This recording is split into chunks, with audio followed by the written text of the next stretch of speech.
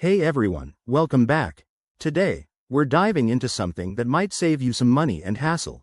How to dispute a charge on your Apple Card. If you've ever been hit with a wrongful charge, like a product that never arrived or a billing error, don't worry. Apple makes it pretty straightforward to fight back. Let's get right into it, step by step. First things first, you need to act quickly because most disputes have a time limit, often around 60 days from the transaction date. Start by opening the Wallet app on your iPhone or the Apple Card app if you have it installed. It's the same place where you check your balance and recent purchases. Once you're in, scroll through your transaction history to find the charge you want to dispute.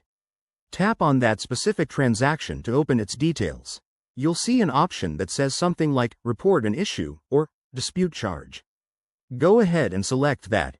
It's usually right there for easy access. Next, you'll be prompted to explain why you're disputing the charge. Choose from the available reasons, such as I didn't authorize this, the item wasn't as described, or I was charged the wrong amount. Be as detailed as possible in the description box. This helps Apple investigate effectively.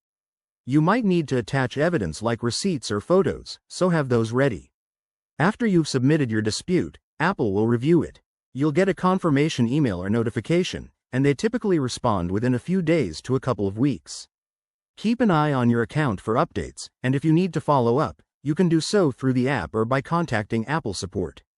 Remember, disputing a charge is your right as a consumer, but it's always best to stay polite and factual. This process can protect you from fraud and errors, giving you peace of mind.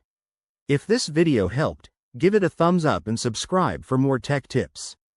Got questions? Drop them in the comments below. I'll see you in the next one.